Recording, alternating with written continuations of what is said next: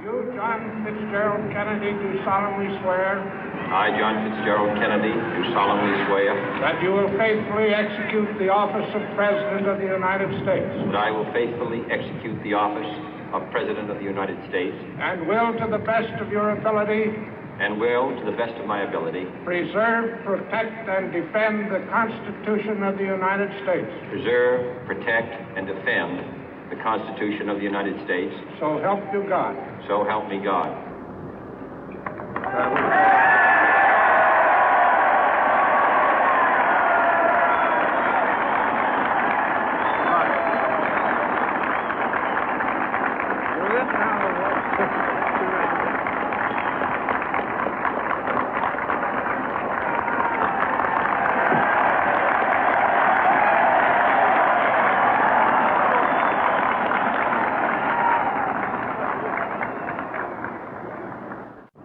Vice President Johnson, Mr. Speaker, Mr. Chief Justice, President Eisenhower, Vice President Nixon, President Truman, Reverend clergy, fellow citizens. We observe today not a victory of party, but a celebration of freedom, symbolizing an end as well as a beginning, signifying renewal as well as change. For I have sworn before you and Almighty God the same solemn oath our forebears prescribed nearly a century and 3/4 ago. The world is very different now, for man holds in his mortal hands the power to abolish all forms of human poverty and all forms of human life. And yet the same revolutionary beliefs for which our forebears fought are still at issue around the globe. The belief that the rights of man come not from the generosity of the state, but from the hand of God. We dare not forget today that we are the heirs of that first revolution. Let the word go forth from this time and place to friend and foe alike that the torch has been passed to a new generation of Americans born in this century, tempered by war, disciplined by a hard and bitter peace, proud of our ancient heritage, and unwilling to witness or permit the slow undoing of those human rights to which this nation has always been committed and to which we are committed today at home and around the world.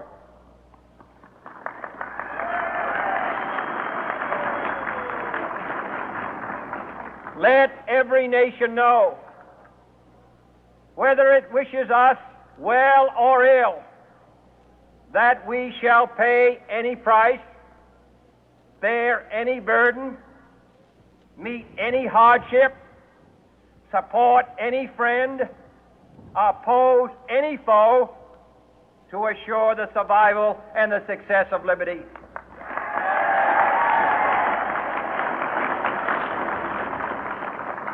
This much we pledge and more. To those old allies whose cultural and spiritual origins we share, we pledge the loyalty of faithful friends. United, there is little we cannot do in a host of cooperative ventures. Divided, there is little we can do, for we dare not meet a powerful challenge at odds and split asunder. To those new states whom we welcome to the ranks of the free, we pledge our word that one form of colonial control shall not have passed away, merely to be replaced by a far more iron tyranny.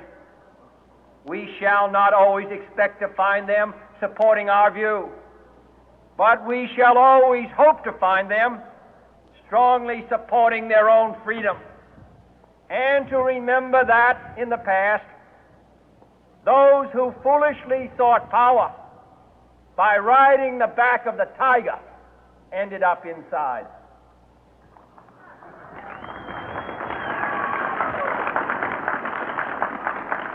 To those people in the huts and villages of half the globe struggling to break the bonds of mass misery, we pledge our best efforts to help them help themselves for whatever period is required, not because the communists may be doing it, not because we seek their votes, but because it is right.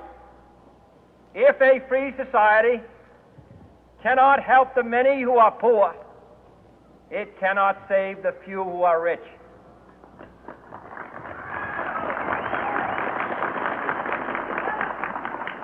To our sister republics south of our border, we offer a special pledge to convert our good words into good deeds, in a new alliance for progress, to assist free men and free governments in casting off the chains of poverty.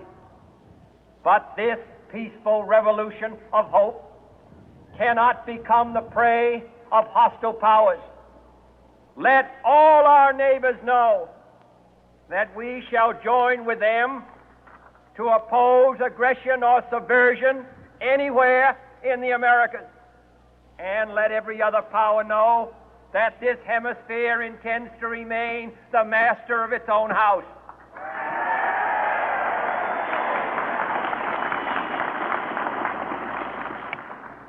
To that World Assembly of Sovereign States, the United Nations, our last best hope, in an age where the instruments of war have far outpaced the instruments of peace, we renew our pledge of support to prevent it from becoming merely a forum for invective, to strengthen its shield of the new and the weak, and to enlarge the area in which its writ may run. Finally, to those nations who would make themselves our adversary, we offer not a pledge, but a request that both sides begin anew the quest for peace.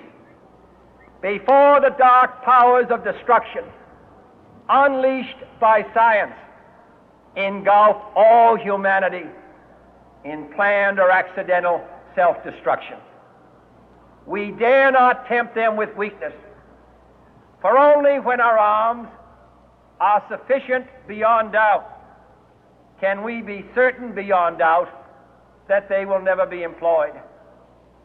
But neither can two great and powerful groups of nations take comfort from our present course, both sides overburdened by the cost of modern weapons, both rightly alarmed by the steady spread of the deadly atom, yet both racing to alter that uncertain balance of terror that stays the hand of mankind's final war. So let us begin anew, remembering on both sides that civility is not a sign of weakness, and sincerity is always subject to proof. Let us never negotiate out of fear, but let us never fear to negotiate.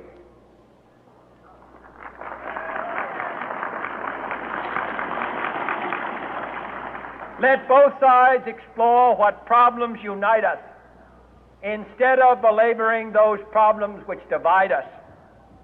Let both sides, for the first time, formulate serious and precise proposals for the inspection and control of arms, and bring the absolute power to destroy other nations under the absolute control of all nations.